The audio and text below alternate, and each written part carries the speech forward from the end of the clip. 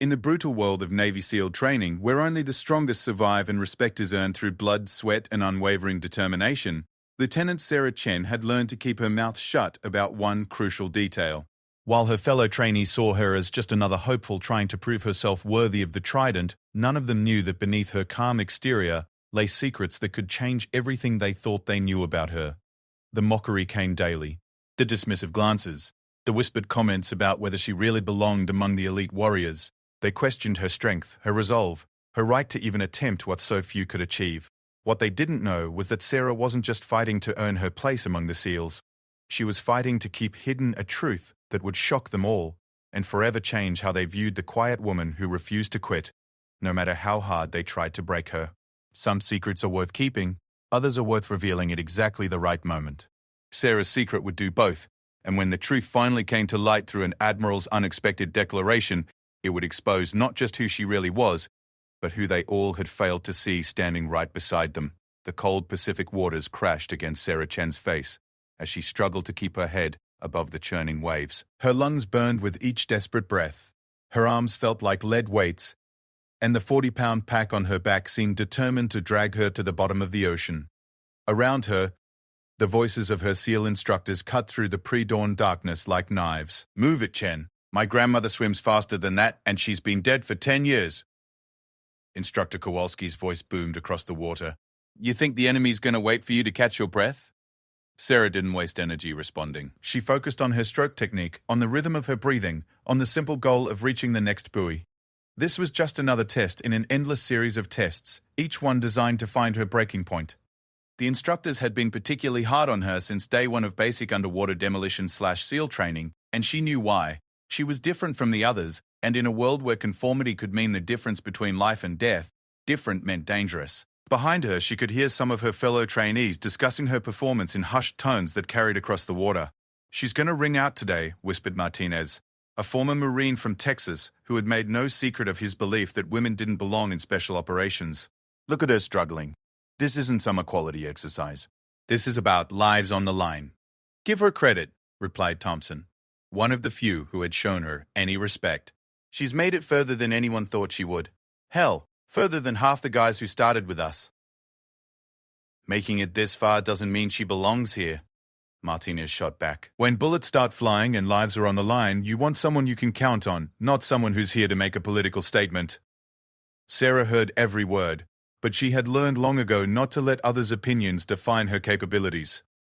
She had been proving herself to doubters her entire life, and she wasn't about to start explaining herself now. What none of them knew was that she had been proving herself in ways they couldn't imagine, in places they had never been, facing challenges that made Bud/S training look like a warm-up exercise. As she finally hauled herself onto the beach, water streaming from her wetsuit, Instructor Williams was waiting with his clipboard and his trademark scowl. "Chen, you're 30 seconds behind the required time, again." "Yes, Instructor Williams," Sarah replied, her voice steady despite her exhaustion. "You know what that means? Extra PT, Instructor Williams." "That's right." "Drop and give me 50. The rest of you, grab some chow and be back here in 20 minutes for the obstacle course." Sarah dropped to the sand without hesitation and began her push-ups. The other trainees filed past her, some offering sympathetic glances, others shaking their heads in resignation. She had become a familiar sight during these extra punishment sessions, always failing to meet the time standards by just enough to require additional training, always accepting the consequences without complaint. What her instructors and fellow trainees didn't realize was that Sarah was deliberately holding back. The swimming time that had earned her punishment was actually well within her capabilities. She could have easily beaten the required standard by several minutes. But doing so would have raised questions she wasn't prepared to answer, would have drawn attention to abilities that were supposed to remain hidden. The truth was that Lieutenant Sarah Chen wasn't just another hopeful trying to earn her SEAL trident. She was already a highly decorated Navy officer with classified operations experience that would have impressed even the most seasoned members of the teams. Her personnel file, locked away in a secure Pentagon database, told a story of extraordinary service in the shadowy world of naval intelligence operations. 3 years earlier, while most people her age were figuring out their career paths, Sarah had been deep undercover in Eastern Europe, gathering intelligence on weapons trafficking operations that threatened American interests. She spoke 4 languages fluently, held advanced degrees in both computer science and international relations, and had completed specialized training programs that most SEALs would never even hear about. Her current mission was perhaps her most challenging yet: prove that women could successfully complete SEAL training while maintaining her cover as an ordinary candidate. The Pentagon, facing increasing pressure to open combat roles to women, had quietly selected Sarah for this groundbreaking assignment. Her success or failure would influence policy decisions that could affect the entire military. But maintaining that cover meant accepting the doubts, the mockery, and the constant scrutiny of people who saw her as either a diversity experiment or a publicity stunt. It meant performing just well enough to avoid being eliminated while never revealing the true extent of her capabilities. After completing her punishment push-ups, Sarah jogged to catch up with the other trainees at the obstacle course. The course was a brutal combination of rope climbs, wall scrambles, and log carries designed to test both physical strength and mental determination. It was also where the mockery was usually at its worst, as struggling candidates became easy targets for their frustrated classmates. "All right, listen up," Instructor Rodriguez called out as the trainees assembled. "Today's exercise is simple. You'll complete the obstacle course while your buddy carries a wounded teammate. Chen, you're with Martinez." Sarah saw the annoyance flash across Martinez's face. Being paired with her meant he would likely have to carry her dead weight through part of the course, something that would slow down his time and potentially affect his own standing in the class. "Great," Martinez muttered under his breath. "Just what I needed." The first obstacle was a 15-foot rope climb. Sarah watched as Martinez scaled it quickly and efficiently, his Marine Corps training evident in every movement. When her turn came, she deliberately struggled with the technique, taking nearly twice as long to reach the top. The watching instructors made notes on their clipboards while some of her classmates shook their heads in disappointment. "Come on, Chen," shouted Davis, another trainee. "My little sister could climb that faster." Sarah ignored the comment and focused on the next obstacle, a series of walls of increasing height. Here, too, she held back, making the climbs look more difficult than they actually were. She could have scaled each wall in seconds using techniques she had learned during her specialized training, but doing so would have been completely out of character for the struggling candidate she was supposed to be. The final obstacle was the most challenging, a 100-meter fireman's carry where one partner had to transport the other while navigating various barriers. It was Martinez's turn to carry her, and she could feel his reluctance as he hoisted her onto his shoulders. "Try to help, will you?" he grunted as he started forward. "At least pretend you want to be here." Sarah said nothing, but she subtly adjusted her position to make the carry easier for him, using techniques she had learned during her own training to distribute her weight more efficiently. Martinez, focused on his own struggle, didn't notice the small assistance. As they crossed the finish line, Sarah heard the familiar whispers from the other trainees. "She's dead weight," someone said. "How is she still here?" "The instructors are going easy on her because she's the first woman to make it this far," another voice added. "It's all politics." "Politics, nothing," Martinez panted as he set Sarah down. "She's going to get someone killed when it matters." Sarah wanted to tell them that she had already been in situations where lives depended on her performance, that she had saved lives they would never know about, that her record of service already exceeded what most of them would ever achieve. Instead, she simply nodded and prepared for the next evolution. The afternoon brought underwater training, something Sarah actually enjoyed despite having to continue her act of barely adequate performance. The pool work involved breath-holding exercises, underwater navigation, and equipment recovery drills. Here, her natural abilities were harder to disguise, as underwater skills were largely about technique and mental discipline rather than raw physical strength. During one exercise that required trainees to swim 50 meters underwater while performing various tasks, Sarah found herself naturally excelling despite her efforts to appear average. Her technique was flawless, her movements efficient, and her ability to remain calm under pressure evident to anyone watching closely. Instructor Williams noticed. "Chen, good work on that dive. Where'd you learn to swim like that?" Sarah had to think quickly. Her actual training had taken place at classified facilities with some of the military's most elite instructors, but she couldn't reveal that. High school swim team, Instructor Williams. Had a good coach. High school, huh? Williams made a note on his clipboard. Keep it up. Maybe you're not completely hopeless after all. As the day wound down and the trainees returned to their barracks, Sarah reflected on the delicate balance she had to maintain. Performing too poorly would get her eliminated and end the mission before it had really begun. Performing too well would raise suspicions and potentially blow her cover. She had to be just good enough to survive, while appearing to struggle with the very skills that were actually her greatest strengths.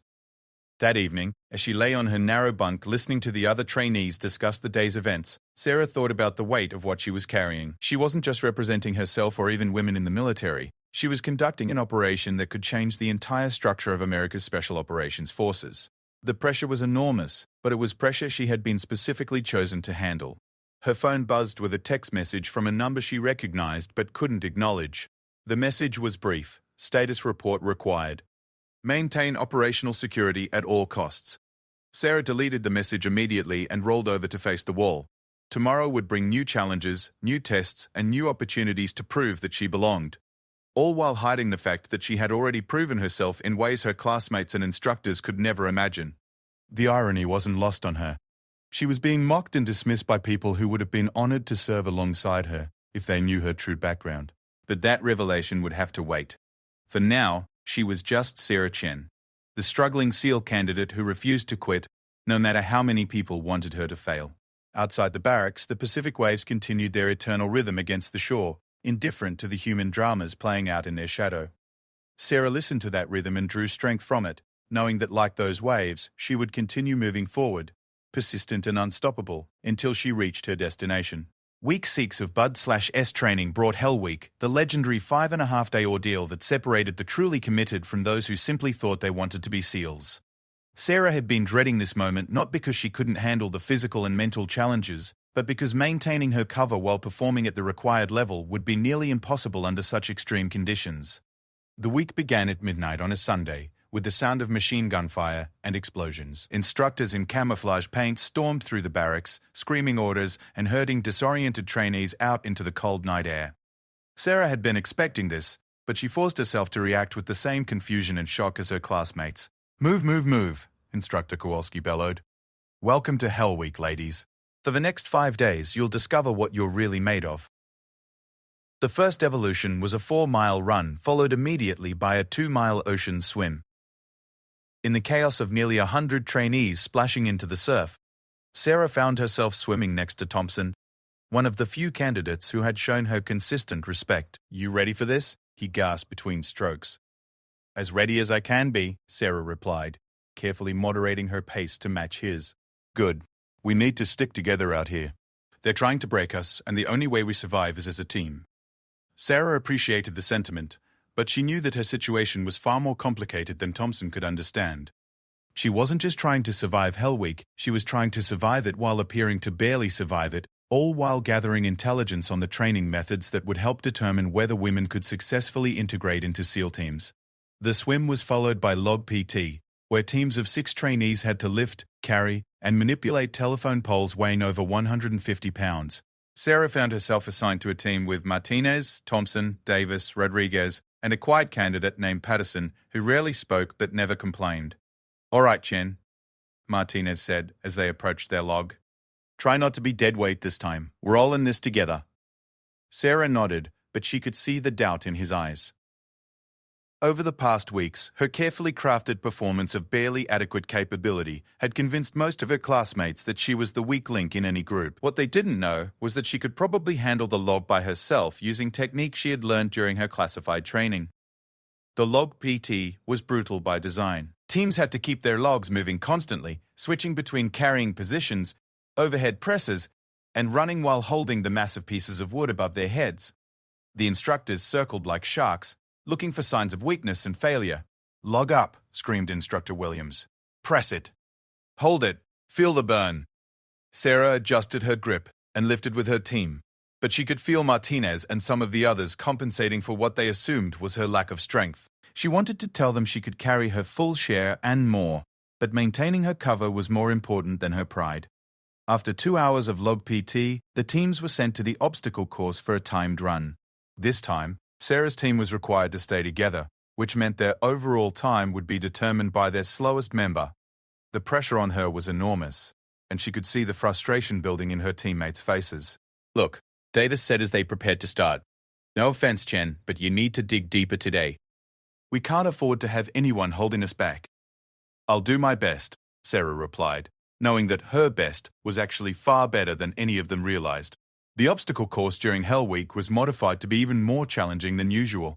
Rope climbs had to be completed with wet, sandy hands. Wall climbs included additional barriers and time constraints. The log carry at the end required teams to navigate through water obstacles while maintaining formation. Sarah found herself in an impossible situation. If she performed to her actual capabilities, she would blow her cover and potentially compromise the entire mission. But if she performed as poorly as her reputation suggested, she would drag down her entire team and possibly cause all of them to be eliminated. She decided on a middle course, performing just well enough to keep the team moving while still appearing to struggle. It was a delicate balance that required her to constantly monitor not just her own performance but also the reactions of her teammates and instructors. At the rope climb, she deliberately took longer than necessary while still making steady progress. During the wall scrambles, she accepted help from her teammates while subtly providing assistance in return. On the final log carry, she positioned herself where she could actually support more weight while appearing to struggle with her share. The strategy worked, but barely. Her team finished within the required time limit, but the margin was thin enough that the instructors took notice. Team 4, Instructor Rodriguez called out. You made it, but just barely. Chen, you're the anchor dragging this team down. Your teammates are carrying you, and that's not acceptable. Sarah stood at attention and absorbed the criticism, knowing that responding would only make things worse. But she could feel the eyes of her teammates on her, measuring her reaction, judging her commitment. That night, as the trainees attempted to catch a few hours of sleep before the next evolution, Martinez approached her bunk. Chen, we need to talk, he said quietly. Sarah sat up, expecting another lecture about her performance. Instead, Martinez sat down across from her, with an expression she hadn't seen from him before, something that looked almost like concern. Look, I know I've been hard on you, he began. But it's not personal. Out there, when we're operational, lives depend on everyone pulling their weight. I need to know that you can do that. I understand, Sarah replied carefully. I'm doing everything I can. Are you? Martinez studied her face in the dim light. Because sometimes it seems like you're holding back. Like you could do more, but you're choosing not to. Sarah felt a chill that had nothing to do with the cold barracks. Martinez was more observant than she had given him credit for, and his suspicion could be dangerous. Why would I hold back? I want this as much as anyone.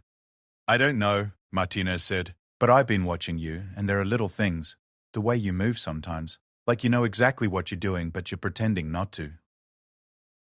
The way you handle equipment like you've used it before, but you act like it's new to you. Sarah's mind raced. If Martinez was picking up on inconsistencies in her performance, others might be too. She needed to deflect his suspicions without revealing anything that could compromise her mission. Maybe you're seeing what you want to see, she said. Maybe it's easier to believe I'm sandbagging than to accept that this is just how I perform under pressure. Martinez was quiet for a moment, then nodded slowly. Maybe.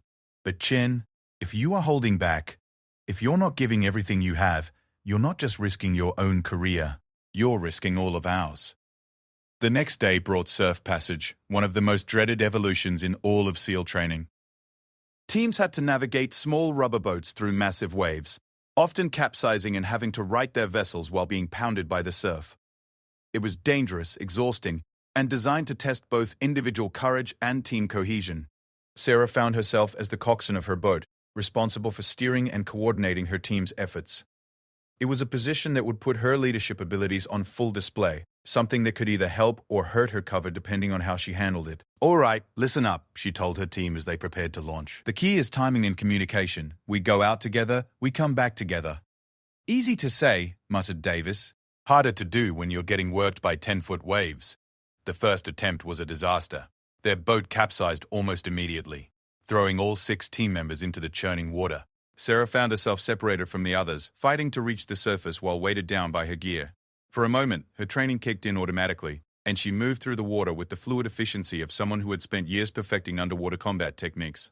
Thompson, struggling nearby, noticed her sudden transformation. Damn, Chen, where did that come from? Sarah realized she had momentarily dropped her act and quickly resumed her role as the barely adequate trainee. Just lucky, I guess, she gasped, making her stroke technique appear more labored. But the damage was done. Thompson had seen her real capabilities, even if only for a few seconds.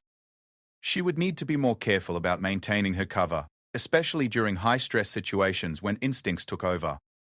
The second attempt went better, largely because Sarah was able to use her actual navigation skills while making it appear that she was figuring things out through trial and error. Her team successfully made it through the surf zone and back, earning grudging approval from the instructors. "Better, Team 4, called Instructor Williams. "Chen, decent work as coxswain. Maybe you're finally finding your backbone." That evening, as the exhausted trainees collapsed on the beach for a brief meal break, Sarah overheard a conversation between two instructors that made her blood run cold. "Something's not right about Chen," Instructor Rodriguez was saying to Instructor Kowalski. "Her performance is too inconsistent. Sometimes she looks completely lost. Other times she moves like she's done this before." "You think she's got prior training she's not reporting?" Kowalski asked. "Maybe. Or maybe she's just one of those people who performs better under extreme stress. But her file is clean. College ROTC, standard officer training, no special operations background." Sarah forced herself to remain still and appear to be sleeping while listening to their conversation. Her cover story was holding up to official scrutiny, but the instructor's trained eyes were picking up on the same inconsistencies that Martinez had noticed. "Keep watching her," Kowalski said. "If she's hiding something, we'll find out. And if she's not, well, maybe she's got more potential than we thought." The conversation ended, but Sarah's anxiety didn't. She was walking a tightrope, and any mistake could expose not just her own mission, but potentially compromise other classified operations as well. The weight of that responsibility was almost overwhelming, but she knew she had to continue. The next evolution was the dreaded steel pier, where teams had to stay warm by linking arms and huddling together on a cold metal structure, while being periodically doused with freezing water. It was a test of mental toughness as much as physical endurance, and it was where many candidates finally decided they had had enough. Sarah found herself in the middle of her team's huddle, using her body heat to help keep the others warm while drawing warmth from them in return. It was during these quiet moments when there was nothing to do but endure that the conversations turned personal. "I keep thinking about why I'm doing this," Thompson said through chattering teeth. "What drives someone to put themselves through this kind of punishment?" "For me, it's about proving I can do anything I set my mind to," Davis replied. "I was always the small kid, always getting picked on. This is my chance to show that size doesn't matter if you've got the heart for it." "What about you, Chen?" Martinez asked. "What's your reason?" Sarah had to be careful with her answer. She couldn't reveal her true motivations, but she needed to say something that would satisfy their curiosity without raising more questions. "I want to serve at the highest level," she said finally. "I want to know that when my country needs me, I can answer that call regardless of what's required." "That's a good answer," Thompson said. "But it sounds like something from a recruiting poster. What's the real reason?" Sarah was quiet for a moment, then decided to share something genuine, even if she couldn't share the whole truth. "I've spent my whole life having people tell me what I can't do. This is my chance to prove them wrong." It was true, even if it wasn't the complete truth. And somehow, sharing even that small piece of authenticity seemed to shift something in the group dynamic. Martinez nodded with what might have been respect, and even Davis seemed to look at her differently. But Hell Week was far from over, and Sarah knew that the hardest tests were still ahead. As they prepared for the next evolution, she reminded herself of the larger mission she was serving. She wasn't just trying to become a SEAL, she was trying to open doors for every woman who might follow in her footsteps. The weight of that responsibility was heavier than any log they had carried, more challenging than any obstacle they had faced. But as she looked at her teammates, all of them pushed to their absolute limits but still moving forward, Sarah drew strength from their example. She might be hiding who she really was, but she wasn't hiding from what she needed to become. And whatever challenges lay ahead, she would meet them with the same determination that had carried her through missions her classmates couldn't even imagine. The final phase of Bud/S training arrived with an unexpected announcement. Admiral Rebecca Morrison, a legend in naval special operations and one of the highest-ranking women in military history, would be conducting a personal inspection of the training program. Her visit wasn't routine. It was specifically focused on evaluating the integration of women into special operations roles. Sarah felt her stomach drop when she heard the news. Admiral Morrison wasn't just any high-ranking officer. She was the one person who knew the complete truth about Sarah's background and current mission. The Admiral's presence could either validate Sarah's efforts or expose everything she had worked to keep hidden. The remaining trainees, now down to 37 from the original class of over 200, spent days preparing for the inspection. Their performance would be evaluated not just by their regular instructors, but by one of the most respected leaders in the entire Naval Special Operations community. "I heard she's tougher than any SEAL instructor," Davis whispered as they prepared their gear for inspection. They say she once completed a classified mission that 3 SEAL teams couldn't finish. That's probably just rumors, Martinez replied, but Sarah could hear uncertainty in his voice. What none of them knew was that the rumors were actually understated. Admiral Morrison's real accomplishments were far more impressive than any stories that circulated in the ranks.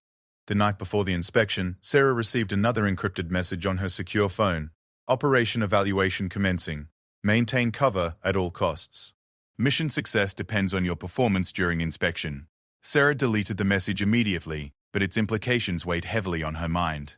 She had successfully navigated weeks of training while maintaining her cover, but now the most critical moment of the entire operation was approaching. How she performed under Admiral Morrison's scrutiny would determine not just her own fate, but the future of women in special operations. The inspection began at dawn with a full gear inspection and barracks review. Admiral Morrison moved through the ranks with the bearing of someone accustomed to command, her sharp eyes taking in every detail. She was smaller in stature than most of the trainees, but her presence filled the room in a way that made everyone stand straighter and speak more clearly. When she reached Sarah, the Admiral paused for just a moment longer than she had with the others. Chen, is it? Yes, Admiral Morrison, ma'am, Sarah replied, fighting to keep her voice steady. How are you finding the training, Lieutenant? Challenging but rewarding, ma'am. I'm learning something new every day. Admiral Morrison nodded and moved on, but Sarah caught something in her expression, a flicker of recognition that lasted only a split second. The Admiral knew exactly who she was, but she was maintaining the same operational security that Sarah had been observing. The morning's physical training was particularly intense, as if the instructors wanted to demonstrate the rigor of their program to their distinguished visitor. The evolution included a timed obstacle course run, followed by a team-based problem-solving exercise that required both physical capabilities and tactical thinking. Sarah found herself torn between maintaining her cover and performing well enough to reflect positively on the training program. She decided to push herself slightly harder than usual, reasoning that the presence of such a high-ranking female officer might naturally motivate her to excel. During the obstacle course, she completed each challenge with efficiency that surprised some of her classmates while still appearing to exert maximum effort. Her performance was strong enough to earn approving nods from the instructors, but not so dominant as to raise questions about her previous inconsistencies. Good hustle, Chen, called Instructor Williams. Keep that intensity up. The team problem-solving exercise proved more challenging to navigate. Teams were presented with a scenario involving the rescue of hostages from a fortified position, and they had to develop a tactical plan using limited resources and personnel. Sarah's extensive experience in similar real-world situations made the solution obvious to her, but she had to find ways to contribute without revealing the depth of her tactical knowledge.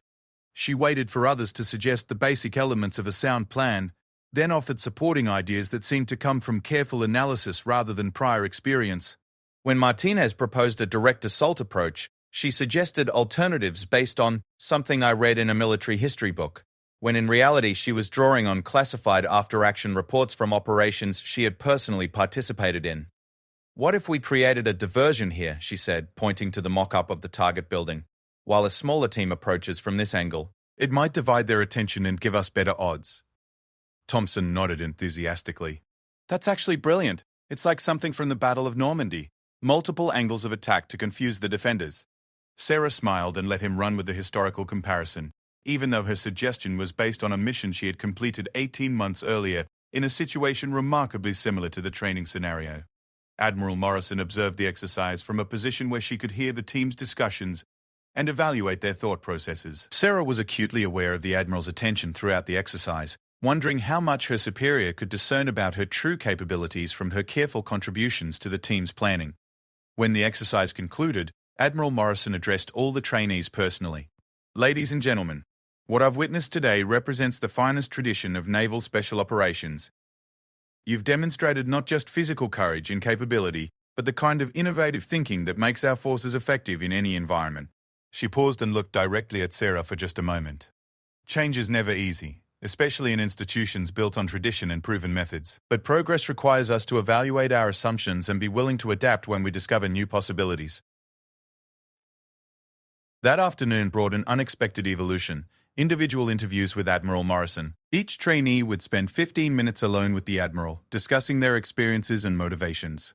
For Sarah, this represented the most dangerous moment of her entire mission.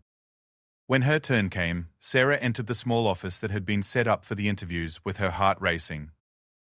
Admiral Morrison sat behind a simple metal desk, reviewing a file that Sarah hoped was her cover identity rather than her real personnel record. "Have a seat, Lieutenant Chen," the Admiral said without looking up. "Tell me about your experience in the program so far." Sarah sat down carefully, choosing her words with extreme care. "It's been the most challenging thing I've ever attempted, Admiral. The training is designed to find your limits and then push you past them. And have you found your limits?" "I've found some of them, ma'am. But I've also discovered that I'm capable of more than I thought possible." Admiral Morrison finally looked up from the file, and Sarah saw something in her eyes that made her pulse quicken. "That's interesting. Your instructors tell me that your performance has been inconsistent. Sometimes you struggle with basic exercises. Other times you demonstrate capabilities that seem beyond your reported experience level." Sarah felt trapped. Denying the observation would be pointless, but confirming it could expose her mission. "I think I perform better under pressure, ma'am. When the stakes feel real, I seem to find another gear." "Is that so?" Admiral Morrison leaned back in her chair. "And what makes the stakes feel real for you, Lieutenant?" "Knowing that my teammates are counting on me, Admiral. Knowing that I'm representing something larger than myself." The Admiral studied her for a long moment, then smiled slightly. "You know, Lieutenant, I've been in this business for a long time. I've learned to recognize when someone is carrying more than they're willing to reveal." Sarah's blood ran cold. "Ma'am, everyone here is carrying something.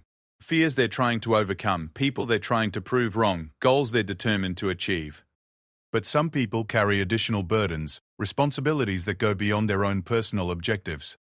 The Admiral stood up and walked to the window, looking out at the training facilities, where other teams were conducting exercises. "The question is whether those additional burdens help them perform or hold them back." Sarah remained silent, unsure how to respond without potentially compromising herself. Admiral Morrison turned back to her. "I'm going to ask you a direct question, Lieutenant Chen, and I want a direct answer. Are you holding anything back in your training?" The moment stretched between them like a tightrope.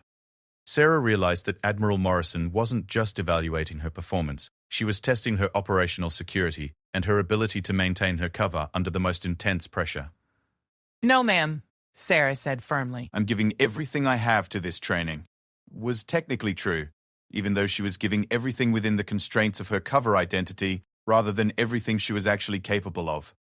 Admiral Morrison nodded slowly. "I believe you are, Lieutenant.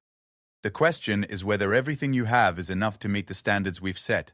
That evening, as the trainees prepared for what they had been told would be their final major exercise, word spread through the barracks that Admiral Morrison would be making an announcement about the future of the training program. The entire class assembled in the main briefing room, along with all the instructors and training staff. Admiral Morrison stood at the front of the room with an expression that revealed nothing about what she was preparing to say. "Over the past several days," she began, "I've had the opportunity to observe your training and evaluate your progress. What I've seen has reinforced my belief that this program continues to produce the finest special operators in the world." She paused and looked across the assembled trainees. "But I've also observed something else. I've seen outdated assumptions being challenged and new possibilities being revealed." Sarah felt her pulse quicken as the Admiral's gaze found her in the crowd. "For too long, we've limited our recruitment for special operations based on traditional models of what a warrior should look like. We've assumed that effectiveness in combat correlates directly with certain physical characteristics or background experiences." The room was completely silent now, with everyone focused on the Admiral's words. "But warfare is evolving, and so must we. The missions our teams face today require not just physical courage and capability, but intellectual flexibility, cultural awareness, language skills, and the ability to operate in complex environments where traditional approaches may not be sufficient." Admiral Morrison stepped closer to the assembled trainees. "Which brings me to Lieutenant Sarah Chen." Sarah felt as if the floor had dropped out from under her. Every eye in the room turned to her, and she could see confusion and curiosity in the faces of her classmates. "Lieutenant Chen," the Admiral continued, "has been conducting what may be the most important mission any of you will ever witness. For the past 8 weeks, she has been proving that preconceived notions about capability and performance can be dangerously misleading." Martinez leaned forward in his seat. "Ma'am, I don't understand." Admiral Morrison smiled. Lieutenant Chen is not just another trainee hoping to earn her SEAL Trident. She is already one of the most highly decorated intelligence officers in the United States Navy, with operational experience that includes classified missions in 4 different theaters of operation. The room erupted in shocked murmurs and whispered conversations. Sarah sat frozen, unsure whether her cover was being blown or whether this revelation was part of a larger plan. She speaks 4 languages fluently, Admiral Morrison continued, holds advanced degrees in computer science and international relations, and has successfully completed specialized training programs that most of you have never heard of. Her personnel file includes commendations for operations that helped prevent international incidents and saved American lives. Thompson turned to stare at Sarah with an expression of complete disbelief. Are you serious? Lieutenant Chen, Admiral Morrison said, addressing her directly, has been operating undercover for the duration of this training program, deliberately performing below her actual capabilities in order to evaluate whether women can successfully integrate into SEAL teams without receiving special treatment or accommodations. The room was completely silent now, with everyone trying to process this revelation. The woman you've been dismissing as barely adequate, the teammate you've been carrying through exercises, is actually more qualified than any of you to be here, Admiral Morrison said. She has been hiding her true capabilities not because she lacks confidence, but because revealing them would have compromised an operation designed to benefit all of you. Martinez stood up slowly. With all due respect, Admiral, are you telling us that Chen has been sandbagging this entire time? I'm telling you, Petty Officer Martinez, that Lieutenant Chen has been conducting one of the most important experiments in the history of special operations. She has proven that a woman can not only survive SEAL training, but can do so while operating under additional constraints that none of you have had to face. Sarah finally found her voice. Admiral Morrison, ma'am, The Admiral held up a hand to stop her. Lieutenant Chen, your mission is complete. You have successfully demonstrated that gender is not a reliable predictor of special operations capability. Your performance undercover has shown that with proper training and determination, women can meet the same standards we apply to men. She turned back to address the entire room. But more importantly, this exercise has revealed something about all of you. It has shown how quickly assumptions can cloud judgment, how bias can prevent us from recognizing capability, and how the strength of a team depends not on the individual characteristics of its members, but on their collective commitment to the mission. Ma'am, what does this mean for the rest of us? It means that you've all been part of history, Admiral Morrison replied. The data collected during this training cycle will inform policy decisions about the integration of women into special operations roles. Your performance, your attitudes, and your reactions have all been evaluated as part of this process. She looked at Sarah again. Lieutenant Chen, please stand. Sarah stood, feeling exposed and uncertain about what would happen next. Lieutenant Chen, by the authority vested in me by the Secretary of the Navy, and in recognition of your successful completion of basic underwater demolition/SEAL training while conducting a classified intelligence operation, you are hereby awarded the SEAL Trident. The room erupted in shocked applause as Admiral Morrison pinned the golden trident insignia to Sarah's uniform. Sarah felt tears threatening to overflow as the weight of months of hidden struggle finally lifted from her shoulders. Furthermore, Admiral Morrison continued, Lieutenant Chen will be assigned to SEAL Team 7, where her unique skills and experience will be invaluable in preparing our forces for the complex challenges of modern warfare. As the ceremony concluded and the other trainees crowded around to congratulate her, Sarah felt a hand on her shoulder. She turned to find Martinez, his earlier skepticism replaced by something that looked like respect. Lieutenant Chen, I owe you an apology, he said. I thought you were the weak link in our team. I had no idea you were actually the strongest. You don't owe me anything, Sarah replied. You were evaluating me based on the information you had. That's exactly what you should have done. Thompson joined them, shaking his head in amazement. This is incredible. All this time you were probably thinking we were a bunch of amateurs. Sarah laughed for the first time in weeks. Actually, I was impressed by all of you. You performed exactly as I would expect from SEAL candidates. You pushed yourselves to your limits and supported your teammates even when you had doubts about them. As the crowd began to disperse, Admiral Morrison approached Sarah one final time. Lieutenant, a word in private? They stepped outside the briefing room, and Admiral Morrison's official demeanor softened slightly. How do you feel about the mission's conclusion? Relieved, ma'am, and honored. It was one of the most challenging assignments I've ever received. And one of the most important. Your success here will open doors for women throughout the special operations community, but it will also create new challenges and responsibilities. Sarah nodded. I understand, Admiral. I'm ready for whatever comes next. Admiral Morrison smiled. I believe you are, Lieutenant. And I believe the SEALs are ready for you too, even if some of them don't realize it yet. As Sarah walked back to the barracks that night, she reflected on the journey that had brought her to this moment. She had hidden her true capabilities in order to prove them, had accepted mockery and doubt in order to overcome it, and had carried the weight of a mission that was larger than herself. But more than that, she had discovered something about the nature of strength itself. Real strength wasn't just about physical capability or technical skill. It was about the willingness to endure whatever was necessary to achieve something greater than personal glory. The Pacific waves continued their eternal rhythm against the shore, that now they seemed to be welcoming her home rather than testing her endurance. She was no longer Sarah Chen, the struggling SEAL candidate. She was Lieutenant Sarah Chen, Naval Special Warfare Officer, ready to serve her country in ways that had only recently become possible. Tomorrow would bring new challenges, new missions, and new opportunities to prove herself. But tonight, for the first time in months, she could sleep knowing that she no longer had to hide who she really was. The truth had finally set her free. And in doing so, it had opened a door that might never again be closed. She hid her rank as SEALs mocked her, until the Admiral's declaration shocked everyone.